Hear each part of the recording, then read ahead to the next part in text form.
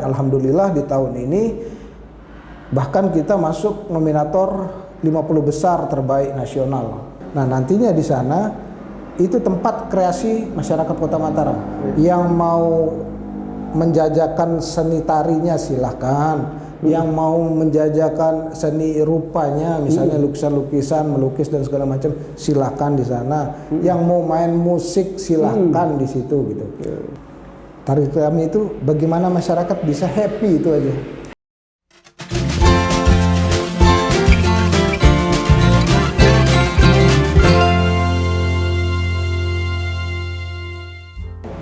Halo Tribuners, Assalamualaikum warahmatullahi wabarakatuh. Kita berjumpa lagi dalam acara Bincang Tribunlombok.com. Dalam program ini kita akan berbincang-bincang tentang banyak hal yang menarik dan inspiratif dari bumi Nusa Tenggara Barat. Dan edisi kali ini kita akan membahas tentang pariwisata ya, pariwisata di NTB. Di NTB itu juga ada Kota Mataram, yang kota di ujung barat di wilayah Pulau Lombok yang sangat cantik, dan pariwisata juga tidak kalah menarik dari bandingkan daerah lain. Nah, untuk membahas ini saya mengundang narasumber kita, Kepala Dinas Pariwisata Kota Mataram, Pak Nizar Deni Cahyadi. Siap. Selamat siang, Pak Deni, gimana kabar? Alhamdulillah sehat-sehat. Luar biasa, makin segar Pak. Ya, diharuskan untuk segar. Segar wajib. Karena beberapa event ke depan kan harus kita gelar gitu. Iya. Jadi diharapkan untuk segar terus. Tribuners, Pak Haji Deni ini selain Kepala Dinas Pariwisata, dia juga seniman yang Kepala Dinas pejabat yang cukup gaul lah dan cukup tenar, karena dengan bandnya Tenar Pak Haji ya. Betul. Masih manggung sampai hari Minggu kemarin. Hari Minggu kemarin masih luar biasa. Jadi Kepala Dinas sekaligus juga pelaku seni. Iya, luar biasa. Nah, tentunya kita akan banyak dapat informasi menarik dari Pak Haji Deni nih dalam edisi kita kali ini. Pak Haji, saya panggil Pak Haji aja Pak ya? Silakan panggil apa aja. Ya. Panggil bewok juga nggak apa-apa. Bewok. Iya. Pak Haji, ya. Ini bicara soal pariwisata Kota Mataram ya. Sekarang beberapa bulan terakhir kita jalan-jalan di Kota Mataram sudah ada wajah baru ini. Ada beberapa destinasi saya lihat sudah mulai ditata bagus. Mulai di Taman Sangkaryang saya lihat sudah ada pemandangan yang lebih berbeda dari tahun-tahun sebelumnya, tertata rapi dan jadi spot foto selfie bagi masyarakat. Dan di sini juga saya lihat Lombale juga sudah ada pembenahan. Bisa diceritakan ini Pak Haji, ini makin banyak tempat selfie kita di Kota Mataram ini sekarang. Ya. Itu bagaimana sih konsepnya? Apa sih yang mau dibenahi di Kota Mataram ini?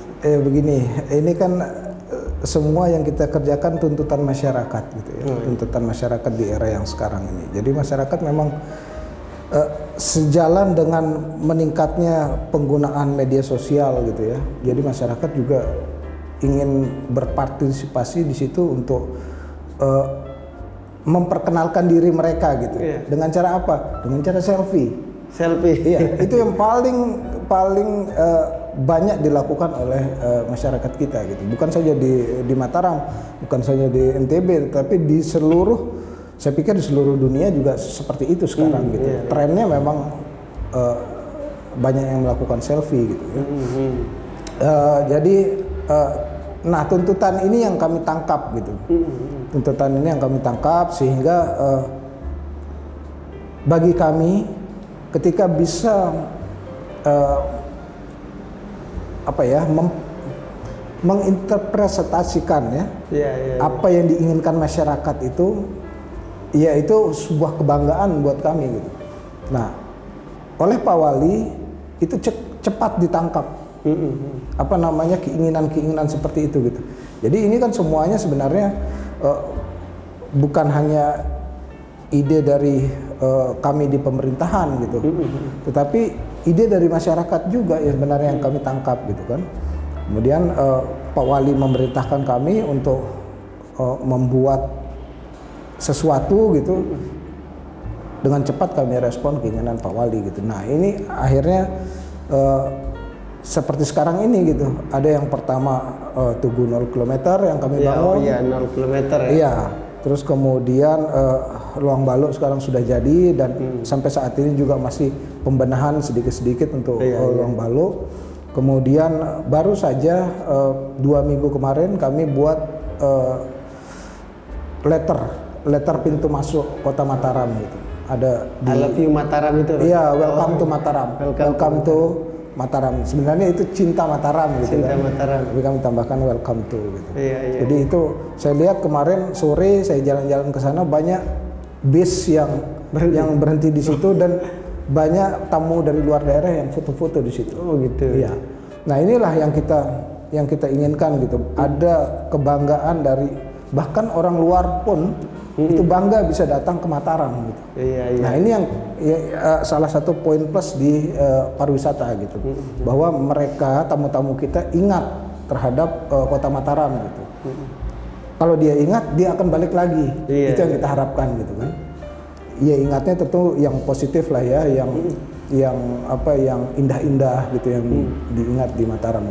Minimal tempat selfie-nya kelihatan bagus ya. Ya. Sesederhana itukah Pak Haji? Apakah hanya sekedar menyiapkan sebenarnya keinginan masyarakat tempat selfie sederhana saja gitu? Sederhana, keinginan masyarakat itu sederhana, tidak terlalu yang mewah-mewah ya.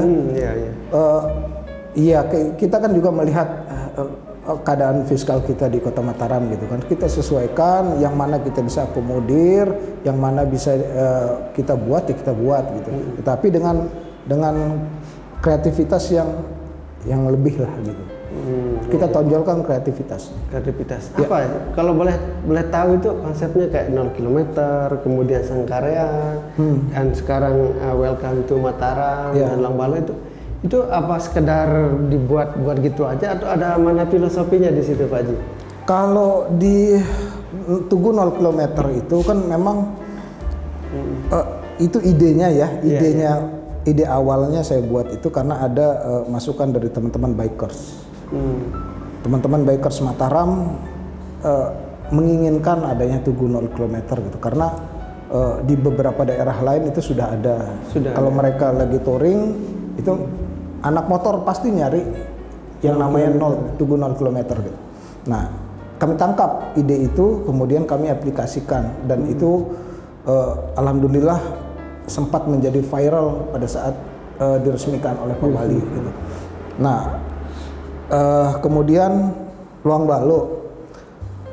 Baluk ini kan dulu hajatnya dari awal masih wali kota almarhum Haji Muhammad Ruslan itu memang untuk masyarakat gitu kan, untuk santai-santainya masyarakat, untuk refreshingnya masyarakat. Nah,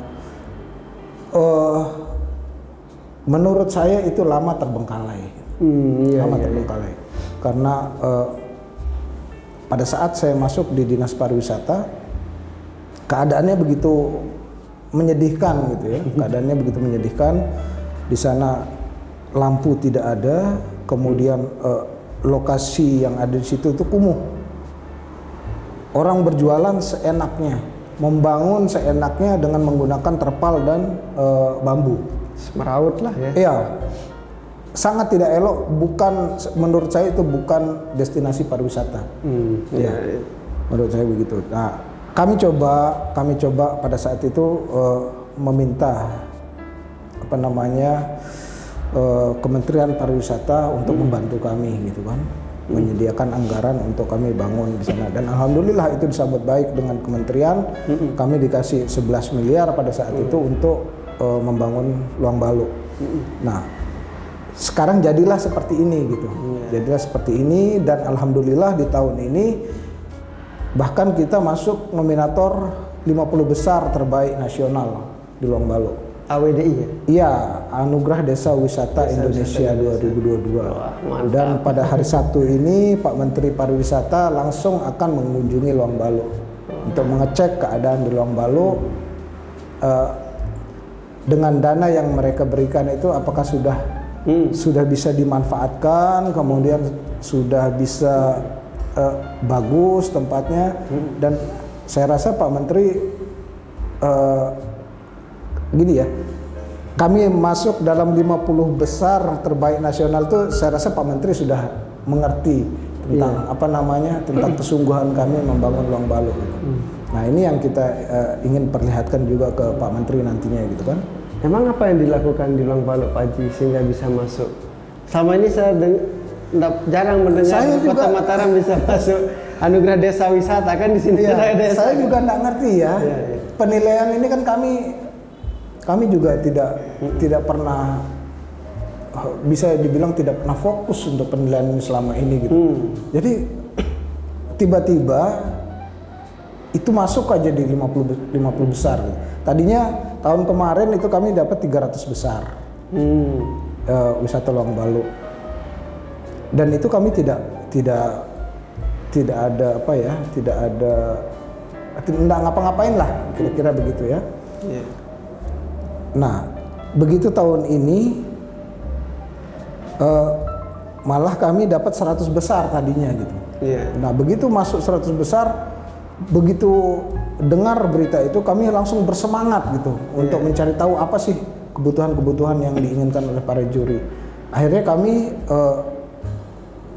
mengikuti apa arahan dari dinas Kementerian Pariwisata. Kami ikuti apa mau mereka, kemudian dikurasi lagi itu malah kami masuk di 50 besar. Dan ini sangat membanggakan buat kami bahwa tidak pernah terpikir sedikit pun untuk kami masuk dalam nominasi-nominasi seperti ini. Niat kami kan hanya untuk memberikan fasilitas ke masyarakat. Itu niat awalnya gitu. Tapi dengan adanya side effect seperti ini ya kami tentu bersemangat. Luar biasa Pak Haji. Kalau boleh tahu tadi apa saja kriteria yang dipenuhi, apa standar-standar? Kita kan udah tahu ini tiba-tiba Luang Balu kemudian masuk 50 besar nih. Itu diumumkan, kami juga baca Pak. Dan apa poin yang mungkin membuat destinasi Luang Balu ini bisa masuk? Kan di sini juga ada Ampenan dan sebagainya, itu juga punya story tinggi Pak. Kalau apa sih yang spesial sehingga bisa masuk di Luang Balu begini, Luang Balu ini kan baru ya, menurut saya baru selesai pembangunannya gitu. Jadi banyak hal yang kita bisa buat di sana. Yang pertama itu kan ada 7 kriteria penilaian. Yang pertama ada toiletnya, kemudian kebersihan toiletnya, kemudian ada bagaimana digitalisasi tempat wisata gitu, kemudian ada lagi macam-macam lah, ada 7, itu saya lupa penilaiannya apa aja. Nah, rupanya di penilaian itu nilai kami tinggi-tinggi gitu. Iya, rupanya begitu. Karena ini mungkin destinasi baru dan fasilitasnya cukup lengkap. Apalagi sekarang gitu. Sekarang ada internet gratis di Luang Balu. Kemudian ada taman baca. Ada perpustakaan mini di situ. Jadi masyarakat bisa duduk-duduk membaca buku di pinggir kolam. Gitu. Kemudian kuliner yang hampir lengkap lah di sana, ada ikan, ada jajanan tradisional gitu. Terus kemudian apalagi di situ UMKM atau pelibatan masyarakat. Ya, pelibatan masyarakat itu melalui Popdarwisnya. Iya. Jadi yang mengelola Luang Balu itu sekarang itu Popdarwis yang isinya dari Popdarwis Tanjung Samudra nama Popdarwisnya. Itu isinya masyarakat sekitar Luang Balu gitu. Ada dari Skarbele, ada dari Karangpuli, ada dari Batu Ringgit dan sebagainya gitu. Nah, ini yang terakomodir jadi satu di dalam Popdarwis gitu. Jadi pemberdayaan masyarakat itu saya pikir sudah masuk di situ. Iya. Oke, luar biasa Luang Balu, kita harapkan sukses. Tapi di Mataram ini kan banyak juga destinasi yang apa aja sih yang ada di Kota Mataram? Yang kami kelola itu kan ada 3. Yang pertama itu Pasar Seni Sayang-Sayang, yang kedua Pantai Bum Ampenan, dan yang ketiga Luang Balu. Itu yang terkelola oleh pemerintah. Nah, ini yang kami akan gencarkan gitu. Luang Balu udah hampir selesai nih menjadi pilot project kami gitu. Nah, selebihnya nanti di tahun depan baru kami beralih ke destinasi yang satu dan yang Pantai Bum. Ya, Jadi bukan bom meledak, tapi memang namanya bom. Memang namanya bom. Ampenan, sangat legendaris ya, Pantai Ampenan itu ya. Ya. Kan di situ apa yang mau rencananya Pak? Ya sebenarnya sih mirip-mirip ya. Kita adopsi dari Luang Balo aja sebenarnya. Kita adopsi, ini kan Luang Balo sudah bagus gitu kan. Diadopsi aja kegiatan di Luang Balo itu kita adopsi di Pantai Ampenan gitu. Kira-kira mirip-mirip lah. Tapi konsepnya nanti yang kita perbaharui gitu. Kita percantik lagi konsepnya. Kalau konsep semua ada berapa destinasi sih pernah yang bisa mau ditata di Kota Mataram? Kalau yang dipegang pemerintah Kota Mataram kan cuma 3. Iya. Tapi yang lain gimana? Kan ada pantai selingkuh juga di Mataram, Pak. Jadi itu kan dikelola oleh pihak swasta ya, pihak pribadi-pribadi yang mengelola itu. Jadi kami hanya mensupport aja sifatnya kalau seperti itu. Gitu. Hanya mengarahkan mereka. Terus kemudian bila ada terjadi masalah ya kami bantu mencari solusinya gitu. Kalau yang swasta punya ya, tapi kalau yang pemerintah punya ya tentu kami terlibat langsung di situ. Iya. Banyak juga destinasi Pak Haji di sini di Kota Mataram. Ya banyak. Tapi selama ini ya, mohon maaf Pak Haji, jadi yang bicara pariwisata NTB ada beberapa 3 simpul yang menjadi objek wisata andalan di NTB misalnya. Tanpa menafikan Kota Mataram ada Kek Mandalika misalnya sekarang jadi destinasi super prioritas nasional juga. Betul. Kemudian ada di Gunung Rinjani ada KLU sama Lombok Timur Ya, itu. Sembalun dan kemudian di Lombok Barat juga ada Senggigi yang sudah melegenda sama Sekotong sekarang. Di Mataram ini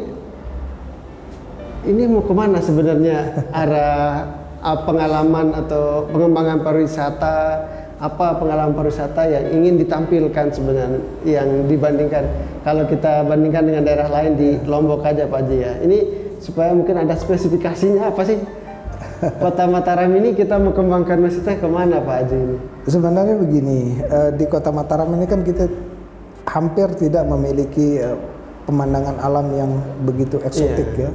Pantai pasir putih. Iya, pasir kita juga hitam. Ya. Kemudian mohon maaf itu juga airnya kurang jernih gitu kan. Jadi sebenarnya di Kota Mataram itu wisata buatan yang kita tonjolkan. Wisata buatan ini kan macam-macam. Seperti Luang Balo ini wisata buatan. Jadi kita buat suatu destinasi gitu. Ada kolamnya di situ kan, ada kegiatan-kegiatan jual beli di situ, kemudian ada masyarakat juga mandi pantai di situ, kemudian ada yang kawan-kawan dari umat Hindu itu membuang abu di situ, ini gitu. Jadi ada, kalau menurut saya pengembangan destinasi ke depan itu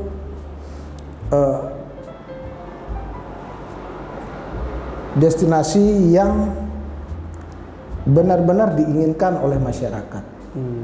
Jadi simpel sebenarnya, kayak begini aja. Dulu saya pernah punya ide untuk membuat balon udara gitu. Iya kan, di wisata balon udara di di Luang Balo. Dan itu respon dari masyarakat sangat antusias. Jadi sebenarnya ide-ide kreatif kita yang dibutuhkan oleh masyarakat gitu. Ada balon udara dulu, cuman memang investornya kabur pada saat itu kan. Iya. Terus kemudian yang diinginkan juga ada apa istilahnya kalau ini kincir, penginciran itu loh. Komedi putar. Yang big giant gitu, itu yang diinginkan. Saya juga pernah menyarankan untuk ditaruh di Luang Balo, dan memang investornya pada saat itu masih pikir-pikir gitu, karena ini terlalu dekat dengan pantai, jadi itu kan menggunakan besi, jadi tingkat korosinya tinggi gitu. Itu masih dipikirkan juga oleh mereka. Banyak kegiatan-kegiatan lain yang bisa sebenarnya kita laksanakan di Mataram, termasuk sport tourism. Ya. Sport tourism ini sudah pernah kita coba kembangkan gitu kan. Di Luang Balo itu pernah kami buat para layang, wisata para layang. Wisata para layang. Iya. Dan saya juga pernah coba naik itu gitu. Dan ternyata asik kita berada di ketinggian waktu itu saya sekitar 25 meter. Anginnya agak kenceng memang di dalam Iya, Mataram ya, di iya. pesisir pantai kenceng ya. Iya. Dan itu apa ya? Adrenalin kita begitu tinggi pada saat menaiki itu gitu. Nah, hal-hal seperti ini bisa kita kembangkan di Luang Balo. Iya, Dan akan kita kembangkan gitu. Tetapi memang butuh biaya agak besar karena take off dan landingnya itu membutuhkan apa ya, space yang agak besar gitu. Dan ini space yang agak besar yang dibutuhkan ini kena tanahnya masyarakat gitu. Nah, paling tidak itu bisa disewa atau dibeli oleh pemerintah nantinya gitu untuk mereka take off dan landing. Dan ini sebenarnya sudah bisa. Ada kemarin kita coba lagi para motor. Para motor itu para layang yang pakai kincir di belakangnya itu. Kalau itu udah lepas aja itu. Udah lepas aja, udah bisa kita kembangkan di situ. Kemudian ada lagi kemarin sempat teman-teman di Luang Balo itu ternyata saya juga baru tahu mereka bisa surfing di situ. Surfing. Iya. Pada saat air agak pasang sedikit itu mereka bisa surfing di Luang Balo. Nah, ini kan sebenarnya bisa kita manfaatkan nih untuk sport tourism gitu. Selain ada keinginan untuk mengadakan triathlon. Iya, triathlon, tapi kemarin terhempas oleh COVID. Jadi urung dilaksanakan. Kemudian ada lagi night run yang kita bisa laksanakan. Ini kan bisa menarik daya ungkit pengunjung kita di Kota Mataram. Hal-hal seperti ini kelihatannya aja simpel, tapi minat daripada masyarakat itu besar untuk itu. Jadi memang meski tidak punya pantai pasir putih dan air terjun, tapi masih banyak hal yang bisa ada yang bisa kita kembangkan. Banyak hal ya. Di sini juga Mataram banyak story ya, sejarah Pak. Jadi gimana itu? Apakah tersentuh nggak dalam konsep ke depan ini cagar budaya Ampenan kan cagar budaya, kemudian belum cagar budaya. Belum cagar ya. Oh ya. Tapi banyak jejak-jejak sejarah kejayaan Kota Ampenan, mungkin yang selama ini kan Kota Tua Ampenan yang kita kenal. Kemudian di Mayura juga ada bekas-bekas sejak kerajaan lah mungkin kolam. Dan itu gimana Pak kalau wisata sejarah itu tersentuh nggak dalam bingkai konsep pengembangan pariwisata yang disiapkan oleh Pemkot Mataram? Tahun lalu itu kami baru di Ampenan ya, kita berbicara Ampenan. Di Taman Jangkar itu, kalau Anda masuk di Taman Jangkar Ampenan, itu ada bangunan di persimpangan. Persis di pojok itu baru saja dibeli oleh pemerintah Kota Mataram. Baru tahun kemarin dibeli dan sekarang sedang direnovasi. Itu akan dijadikan ruang kreatif nantinya untuk masyarakat Mataram. Yang pojok itu Pak? Iya, yang di pojok. Ya, segitiga. Saya lihat sudah ada dicat-cat sekarang kan? Betul. Itu akan dibangun oleh pemerintah Kota Mataram, dalam hal ini Dinas Pariwisata, membangun ruang kreatif yang nantinya dihajatkan oleh Pak Wali. Itu lantai satunya itu untuk coffee shop. Jadi kita sewakan untuk mendapatkan PAD, itu coffee shop, entah nanti Kopio atau Starbucks atau yang lain-lain lah, itu kita bisa undang ke sana untuk menjadi tenan di situ. Di lantai 2-nya itu kita bisa untuk ruang kreatif. Jadi ruang kreatif ini kami hajatkan yang pertama, ada dalam satu gedung itu ada beberapa ruangan-ruangan gitu. Yang pertama itu ruang pelatihan untuk desain grafis. Jadi desain grafis ini bagaimana cara para UMKM kita yang ada di Mataram ini mencoba belajar mendesain kemasan mereka. Gitu.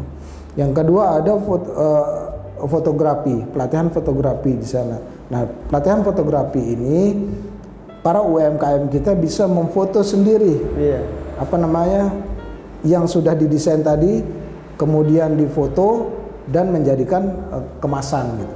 Ini include semuanya di situ sampai dengan pelatihan pemasarannya, pemasaran produk mereka. Nah, itu yang di lantai 2. Kemudian yang di bawah itu kan rencananya akan ditutup tuh jalan yang sekarang jalan durian itu, orang jual durian itu akan ditutup. Jadi tidak bisa kendaraan masuk sana. Nah, nantinya di sana itu tempat kreasi masyarakat Kota Mataram. Yang mau menjajakan seni tarinya silahkan, yang mau menjajakan seni rupanya, misalnya lukisan-lukisan, melukis dan segala macam, silahkan di sana. Yang mau main musik silahkan di situ gitu. Nah, ini integrasi antara gedung itu, jalan, dan sekarang lagi mau dibangun tuh bulan ini Taman Jangkar yang terbengkalai itu sekarang mau dibangun, mau dipercantik lagi sehingga ada yang bisa relax di di taman, ada yang bisa berkreasi di jalannya, ada yang bisa melakukan pelatihan di dalam gedung. Gitu. Itu integritas dari kawasan itu. Nah, bangunan ini yang kita buat sekarang itu bisa diduplikasi nantinya oleh bangunan-bangunan sekitar yang ada di situ. Jadi tidak hanya menata bangunan fisiknya, tapi juga ada ruang-ruang kreasi untuk para anak muda di Kota Mataram. Kita harapkan begitu. Jadi tidak saja ngumpulnya di Sangkareang gitu kan. Ada tempat-tempat lain, titik-titik lain yang bisa dijadikan tempat kumpul untuk sambil makan durian biasanya di situ Pak. Ya mungkin duriannya bisa dipindah ke Pasar Asisi nantinya. Iya. Mataram tidak punya kebun durian, tapi di sini orang makan durian. Saya sempat terpikir terpikir waktu itu ini kayaknya perlu kita bikinkan suatu showroom pedagang durian gitu. Walaupun kita tidak punya kebun durian, tetapi kan orang jualnya di sini semua nih. Pembelinya di sini. Iya, Mataram yang menangnya tukang beli. Itu akhirnya mereka showroom kan. Air PDAM dari wilayah lain, tapi pelanggannya di sini. Yang punya di Mataram ya banyak lah Pak Haji. Iya. Nah, Pak Haji, ini masih banyak hal kayaknya masih bisa dikembangkan. Rupanya wisata kota itu juga banyak ya yang bisa dikreasikan. Kira-kira apa target-target dari Dinas Pariwisata ini membangun ini kan ada banyak penataan destinasi utamanya, kemudian ada juga beberapa proyek besar yang butuh dana besar. Ini tahap-tahapannya kita pengen master plan-nya seperti apa itu sebenarnya desain? Kalau bicara target kami ya, target kami itu bagaimana masyarakat bisa happy, itu aja. Happy ya? Iya. Bagaimana masyarakat bisa bahagia, bagaimana masyarakat bisa mencintai kota yang mereka tinggali, tempat tinggal mereka sekarang. Itu aja targetnya sebenarnya. Iya. Kita membangunkan suatu destinasi untuk membuat masyarakat bahagia. Kita membuat tempat apalagi itu biar masyarakat bahagia gitu kan. Dan kenapa ada beberapa logo Cinta Mataram? Ya, termasuk di 070 km, kemudian di bundaran Mataram Metro juga ada Cinta Mataram gitu. Agar masyarakat lebih merasa memiliki kotanya gitu. Jadi kalau sudah memiliki, mereka akan menjaga, mereka akan merawat, tidak membuang sampah sembarangan, gitu kan. Membantu pemerintah juga menjaga keamanannya di situ. Ya, hal-hal seperti itu yang diinginkan oleh pemerintah gitu. Jadi nggak muluk-muluk. Kalau daerah lain kan kita sering tolak ukur pariwisata itu kunjungan wisatawan asing kan. Kan kayak misal kita nyebrang ke negeri seberang, misal ya Singapura di kota kecil tapi bisa mendatangkan banyak orang. Kalau kunjungan sendiri gimana tuh?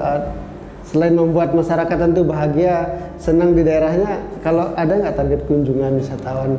Kalau zaman sekarang ini kami tidak bisa mentargetkan kunjungan itu. Tidak bisa kami targetkan. Karena apa? Karena situasi COVID ini kan nggak jelas nih. Gitu. Kemarin dibuka nih, bebasnya masyarakat beraktivitas gitu kan. Tetapi contoh ya, pada hari ini saya dengar berita itu ada pembatasan lagi. Pembatasan di kegiatan itu cukup dengan 1.000 orang, tidak boleh lebih. Kemudian ada PCR lagi, tiket pesawat naik. Ini kan hal-hal yang menurunkan lagi minat pariwisata gitu. Minat orang berwisata ke daerah lain itu dengan hal-hal seperti ini tuh udah bisa down lagi gitu. Nah, kalau kami mentargetkan, otomatis tidak akan sampai dengan apa yang kami targetkan gitu. Jadi sudah kita let it flow aja, let it flow aja. Begitu keadaan naik, ya kita kencengin gitu kan. Begitu tingkat kesehatan masyarakat turun misalnya, ya udah kita tarik lagi gitu. Itu yang bisa kita lakukan. Sekarang yang penting masyarakat happy, yang penting masyarakat happy. Apa sih yang mau dicari kalau masyarakat happy? Tagline yang penting rakyat senang itu. Ya seperti itulah kira-kira. Iya. Yang penting happy, masyarakat betul-betul mencintai Kota Mataram. Iya. Nah, Pak Haji, tentunya dalam hal pengembangan pariwisata ini kan kembali lagi itu tidak hanya fisik kan, ada juga pembangunan dari segi SDM-nya.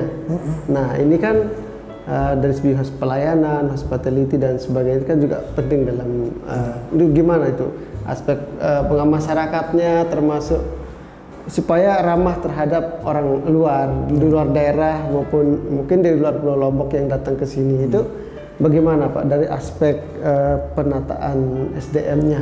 Ya. Jadi kenapa kami melibatkan Pokdarwes sekarang di setiap destinasi itu? Yaitu karena ingin meningkatkan SDM dari masyarakat sekitar sana gitu. Jadi nanti Pokdarwes ini yang akan juga ikut membina masyarakat sekitar gitu. Kalau di pemerintahan kan itu jangkauannya saya pikir terbatas ya. Terbatas. Jadi kita bisa memperluas lagi jangkauan kita dengan melibatkan masyarakat sekitar untuk masuk ke dalam lingkaran kita gitu. Nah, Pokdarwes inilah yang bergerak di masyarakat gitu, untuk membina masyarakat, untuk ikut menginformasikan kepada masyarakat kalau ini destinasi kita, ini destinasi yang bisa kita andalkan di daerah kita. Jadi ayo kita sama-sama jaga, misalnya seperti itulah. Keterlibatan masyarakat itu penting. Nah, di Kota Mataram, Dinas Pariwisata itu sudah meresmikan 15 Pokdarwes yang ada di Kota Mataram. Termasuk di destinasi Pantai Bum itu ada Pokdarwes Kota Tua Ampenan yang sekarang juga ikut membantu kami mengelola destinasi di situ gitu. Nah, pengembangan selanjutnya itu RTH Pagutan. Oh yang situ. Ya, di RTH Pagutan. Pemerintah Kota Mataram, Bu? Ya, itu ada sekitar cukup luas juga di situ, Pak Ji. Ada sekitar 8 hektar di situ. Yang sekarang dikelola oleh Dinas Lingkungan Hidup. Itu akan dikembangkan nantinya tahun ini kami di Dinas Pariwisata memfinalkan pekerjaan balai budaya di situ. Jadi ada bencingah di situ yang dulu dibangun pada 4 tahun yang lalu, tapi masih belum selesai sampai sekarang. Sekarang tahun ini kami selesaikan gitu.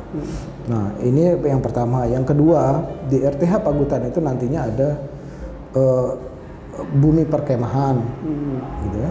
Bumi perkemahan, terus ada botaninya juga ada di situ. Kemudian ada sportnya juga, ada boardwalk tempat orang berolahraga gitu. Jadi ada berbagai macam berbagai macam kegiatan yang bisa dilakukan di RTH Pagutan yang sekarang kondisinya itu kan kalau kita lihat masih belum bisa dimanfaatkan dengan baik gitu. Insya Allah mulai tahun depan sudah perencanaannya sudah jadi, tinggal diekspos saja ke Pak Wali nantinya. Oh gitu ya. Jadi tapi yang jelas pelibatan masyarakat juga. Ya, setiap destinasi dikembangkan juga masyarakat dilibatkan secara aktif. Iya, seperti di RTH Pagutan itu kan sudah ada kami dirikan Pokdarwes Pagutan. Jadi mungkin mereka nanti bisa terlibat di situ, entah itu menjadi karyawannya di sana atau menjadi pioner di situ, nanti kita lihat. Iya. Ya. Kan banyak nih ruang-ruang Pak Haji, ini kan Pak Haji juga seorang seniman musik. Sejauh ini setelah misal panggung Mataram Harum sudah dibuat, kemudian juga ke depan ada di RPH Pagutan dan Ampenan dan Longbaluk. Ya. Kalau senimannya gimana Pak Haji? Kan tentu pariwisata Ya, seni budaya itu selalu apa namanya beriringan ya, tidak pernah bisa lepas. Gimana pelibatan para seniman? Dan ya begitu kemarin begitu gong COVID dibuka gitu kan, dibuka, kami langsung mengadakan acara di Sangkaryang. Acara itu sebenarnya tajuknya menyambut teman-teman yang Lat Sitarda di Kota Mataram gitu kan, di Nusa Tenggara Barat gitu. Nah, kami tangkap itu dan kami ajak para seniman untuk ikut membantu kami tampil di situ gitu. Karena mereka selama ini kan tidak pernah hampir tidak pernah melakukan aktivitas seninya mereka, terutama tari-tarian. Siapa yang mau nari di tengah Covid gitu kan? Bagaimana mereka mempromosikan tarian mereka gitu. Nah, bulan kemarin kami adakan sebulan penuh itu setiap malam minggu ada kegiatan musik dan musik modern dan tradisional ya, termasuk tari-tarian juga kami adakan di situ. Nah, ini membangkitkan lagi semangat mereka yang sudah mulai padam gitu kan, di pelaku-pelaku seni ini. Kemudian mulai minggu kemarin juga kami bersama teman-teman musisi, bersama teman-teman EO juga menggelar namanya Mataram Sunday Music. Ya, itu dilaksanakan di Sangkaryang setiap minggu sore. Jadi tempat para musisi ya ngejam lah di situ, berkumpul, kemudian masyarakat juga bisa menonton mereka gitu kan, sambil duduk-duduk di tengah selasar depan Sangkaryang itu ya. Ya, sambil duduk-duduk ngopi, mereka bisa menikmati musik, bisa menikmati mungkin ada tarian tradisional nantinya itu akan diintensifkan. Iya, itu tiap minggu. Tiap minggu.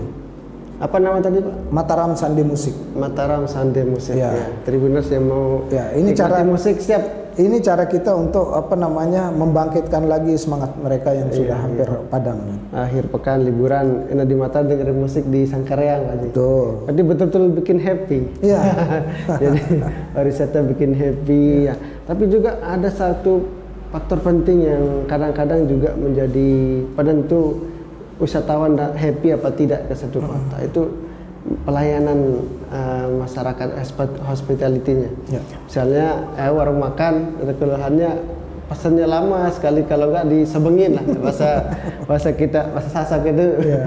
Pelayanannya tidak ramah itu. Kemudian juga ada kebersihan juga termasuk di situ. Nah, gimana persoalan mendasar ini kadang-kadang juga menjadi ke orang luar berkunjung daerah akan selalu diingat. Selain fisik tadi tempat selfie, tapi keramahan warga Mataram, harganya juga jangan mahal-mahal. Kadang-kadang wisatawan kan begitu. Jadi itu gimana? Itu juga bagian dari masuk nggak dalam penyentuhan sumber daya manusia pariwisata? Sebenarnya itu masuk ya, tetapi sekali lagi kami tidak bisa mengkontrol semua itu secara paripurna gitu. Tetapi begini. Untuk kesehatan itu kan kami sudah bersama dinas provinsi dinas pariwisata provinsi itu kami kan juga bekerja sama untuk mengeluarkan sertifikat CHSE. Ya, jadi kalau mereka bersih kemudian pelayanannya bagus maka kami berikan sertifikat itu gitu. Dari segi keamanan, kenyamanan, kebersihan dan segala macam itu termasuk di dalam kriteria mengeluarkan sertifikat itu. Gitu. Tamahan? Ya termasuk itu, Jadi hal-hal seperti ini yang kami coba buat mereka untuk sadar akan pentingnya hal-hal yang sudah disebutkan tadi gitu. Itu kami aplikasikan di dalam mengeluarkan sertifikat CHSE, dan udah beberapa sekitar kalau saya tidak salah itu sekitar 50-an lah sudah diberikan sertifikat itu. Itu kan yang di hotel Pak Ji ya? Di hotel. Enggak. Itu yang di rumah makan bahkan. Rumah makan Yang sederhana-sederhana itu kami berikan. Kalau penjual ikan di Lombalo gimana Pak Haji? Nah, ini sentuhannya agak beda kan. Masyarakat biasa itu gimana? Tentunya enggak bisa kasih sertifikat nanti. Gimana pendekatannya itu Pak Haji? Iya, begini. Treatment terhadap masyarakat di pesisir pantai itu kan agak beda ya. Iya. Tipikal dari masyarakat kita di pesisir pantai itu kan memang mempunyai ciri khas sendiri gitu. Jadi perlakuannya juga berbeda gitu. Kadang-kadang kami memang harus keras sekali untuk untuk membina mereka gitu. Seperti di Taman Luang Balu itu saja dulu saya sampai kalau istilah Sasaknya itu saling tantang lah gitu. Oh, iya. Untuk membina mereka gitu. Jadi memang karakter masyarakat pesisir itu memang agak keras gitu. Dan tidak bisa kita menggunakan cara-cara yang terlalu soft memang. Terlalu lunak. Dan memang agak keras sedikit gitu. Nah, untuk yang masyarakat pedagang ikan di pinggir pantai itu kan kemarin kami udah rapat dengan Pak Camat, Pak Lurah setempat, dan mereka mau untuk mengikuti aturan pemerintah itu. Pak Camat dan Pak Lurah Skarbile punya visi gitu bahwa pedagang ikan yang ada di sana itu mundur 10 langkah dari tempat mereka jualan sekarang. Untuk apa? Untuk mendisiplinkan mereka gitu, dalam ini kan begini, mereka asap ikan yang mereka buat itu kan ke jalan tuh. Kalau terlalu dekat juga itu akan membahayakan pengendara motor gitu kan, pengendara kendaraan. Nah, makanya mereka diminta untuk mundur 10 langkah gitu dari tempat mereka jualan sekarang. Nah, ketika mereka mundur, baru kita tata lagi nanti kebersihannya. Sekarang Dinas LH juga sudah membagikan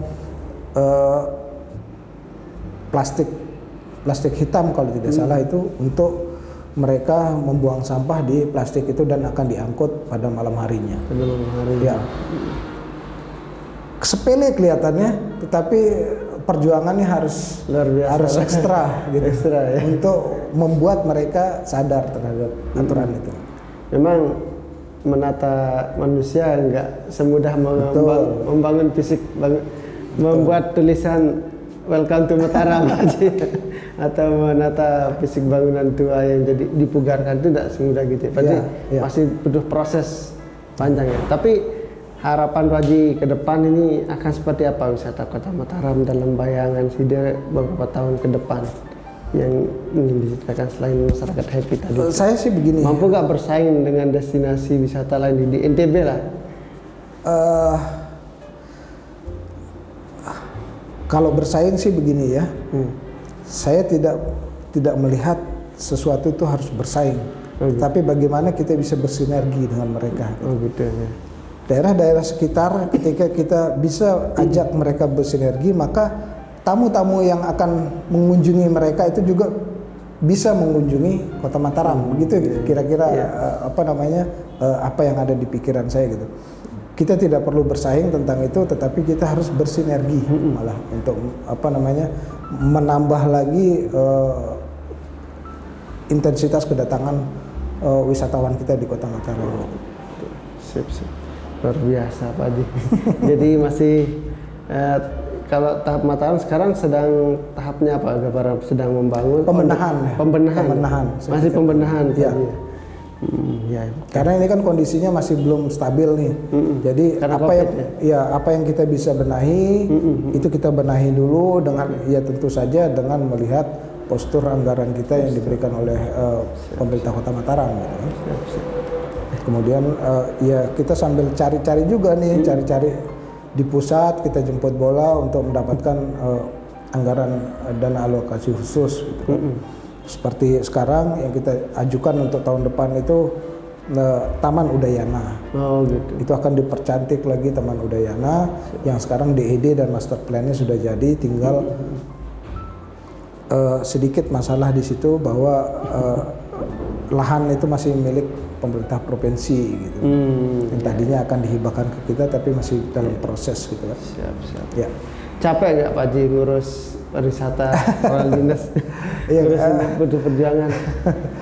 Ya butuh. Tantangannya ternyata kita lihat tidak sesederhana itu Pak Haji ya. Butuh effort memang untuk mengembangkan pariwisata ini di tengah hantaman COVID ini yang luar biasa gitu. Memang butuh effort yang tinggi untuk untuk kita membuat lagi destinasi-destinasi yang baru gitu. Jadi kalau Pak Haji ini sedikit agak ini apa yang cara untuk relaksasi Pak Haji sendiri nih di tengah tantangan mengelola Kota Mataram? Apakah dengan bermain musik itu cara untuk relaksasi atau bagaimana? Iya, kalau saya untuk bermain musik itu kan menyeimbangkan hidup lah ya. Menyeimbangkan hidup. Jadi di tengah begitu banyaknya pekerjaan, kemudian ketika saya bermain musik dengan teman-teman itu bisa membuat pikiran-pikiran yang ruwet-ruwet ini bisa hilang gitu. Sementara sementara bisa hilang gitu.